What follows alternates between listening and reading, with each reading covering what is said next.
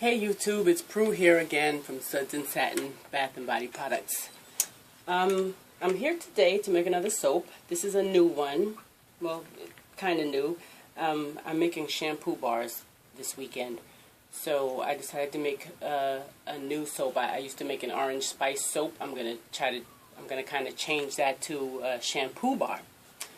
And since I heard so many good things about beer in your hair, I'm going to make it a shampoo beer bar. I'm using this beer here. It's called Krabby's Orange Ginger Beer. And the only reason I'm really using this particular brand is because it's orange spice. You know, it's spiced orange ginger beer, and that's exactly what my fragrances are. Orange spice. I'm using sweet orange and bay rum and patchouli. So that's what I'm doing today. And also, the last time I was with you guys, I made a big mess in my oven because I tried to do the HPOP, the hot process oven process. This soap did turn out pretty good regardless, but I made a mess, and I want to try again and see if I can get it right this time. So, here we go. Oh, and, okay, so this is my first time making a beer soap. And I've watched many videos of different people making beer soaps, and most people boil it down. I've seen all different types of different styles. Some people boil it down, some people don't. I saw one woman just open up a bottle of beer and pour it right into a light trace. But what I'm doing is, last week I just opened up the beer and sat in the refrigerator for a week, and I made a slurry out of it, and I made the lye solution, and I kept a little to the side because I'm hot processing it. So I always like, at the end of a hot process, to have some extra liquid to put in there to help, make it more fluid. So, here we go. I'm going to in with my lye mixture now.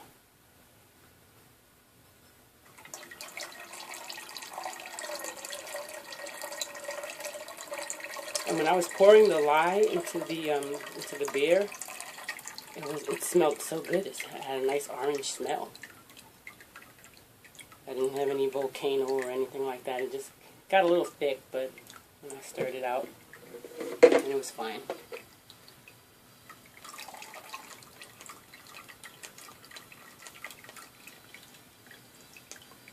It does smell really good.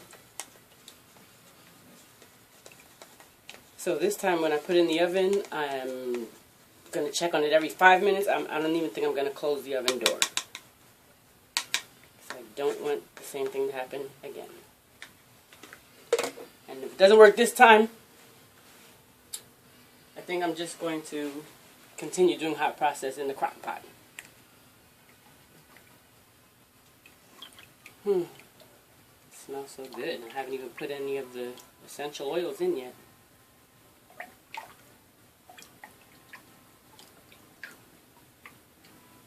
So dark. Can you see it? I don't believe you can see it. You can never see it in this crazy tablet. Okay, let me stick blend a little. Oh wait, before I stick blend. Actually, oh boy, I almost forgot. I meant to put my coconut milk in before I even put the lye solution in, but I forgot. Oh well.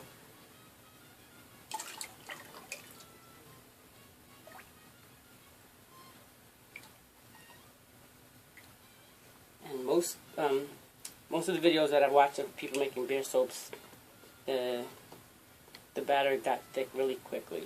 So I'm expecting that. Then again, that really goes according probably to your recipe, but I usually have that problem anyway. So here we go with the stick blender.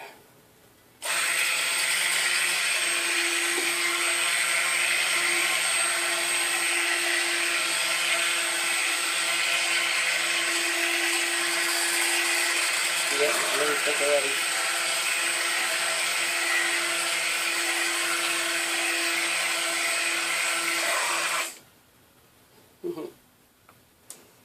And as you can probably guess, this is a masculine fragrance. It's going to be more for men. A few women might like it, but, bay rum is that really masculine scent. So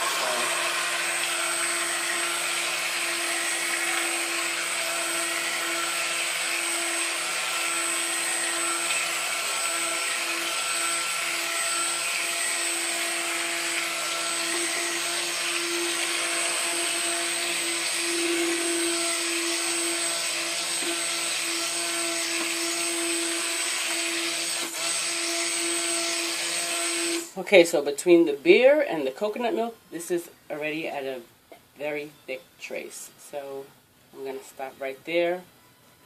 And then I'm going to pop it in the oven.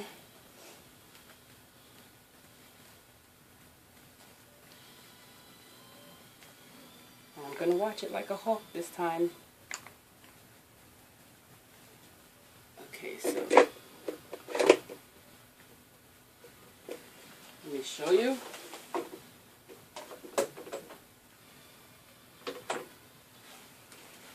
Oh gosh, if I was doing cold process, it would end up to be soap on a stick. So this is what it looks like now, and let me tell you, I can smell the alcohol, and that's weird because, well, it's very flat. It's been in the refrigerator open for 7 days, but I can smell the alcohol. In any case, I'm popping in the oven now.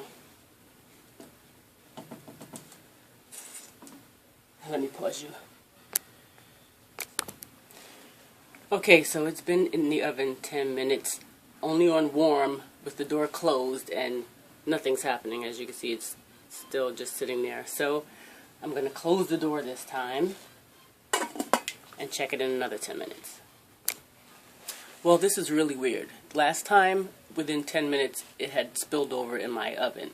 This time, it's been 15 minutes and nothing is happening yet. So it looks like it probably will work. It's probably going to take about an hour for it to come to a full gel.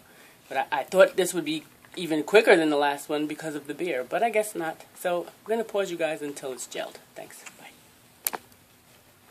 Okay, so it's been 20 minutes now with the oven closed, and I don't know if you can see, but it's almost completely gelled. It's just a little bit on this side that hasn't gelled yet. So I'm going to pop it back in the oven. I'm guessing it'll probably be done in another 15 minutes. I'll bring you back when it's done. Victory! It's all done. Okay, so it was like 35-40 minutes in the oven, and it's at a complete gel all the way around now. Yay! I'm so happy. So I didn't stir it at all. I'm getting ready to stir it now for the first time to make sure. And look, oh my goodness, it's gelled completely all the way through,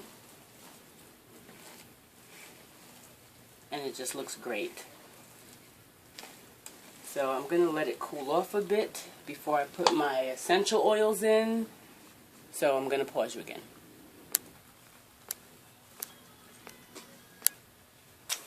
Okay, I was trying to wait for it to cool down some more, but I'm very impatient. It's at about 195 degrees right now, and all these essential oils that I'm using have a different flash point, so it's like, whatever. I can't wait anymore. If I wait for it to get down to you know, too cool, then it's going to be too hard. It's already getting those little crusties, so I'm going to go ahead and mold it. Well, I mean, first I have to put the essential oils and the rest of the beer in there. This patchouli, bay rum, and what else? Patchouli, bay rum, and oh, orange. Of course, orange, sweet orange, and all of that is very dark. And then at the bottom, that's the other beer that you see.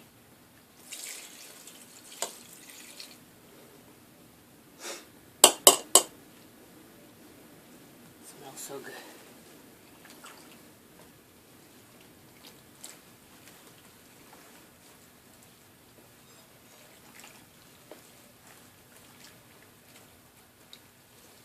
And so I'm glad that I was able to successfully do HPOP.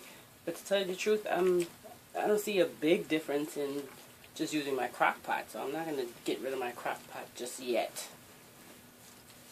No, I'm not sure which one I prefer.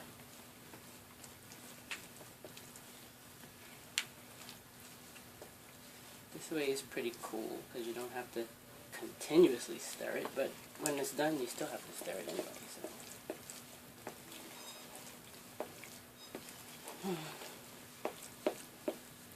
Smells really good. Okay, let me pull out the mold. It is a little bit more fluid, I think, than when I use a crock pot. Just a little.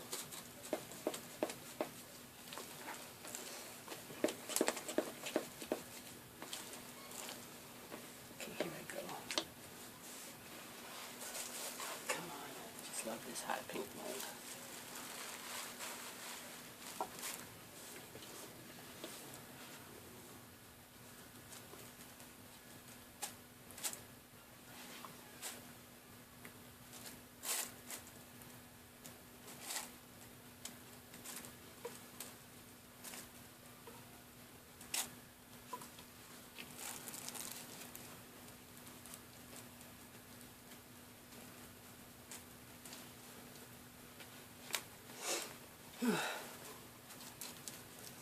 Smells so yummy.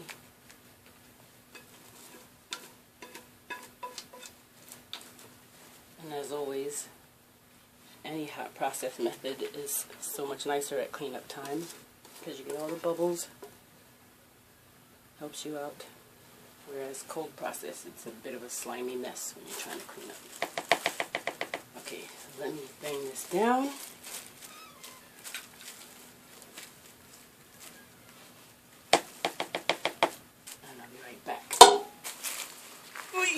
So heavy.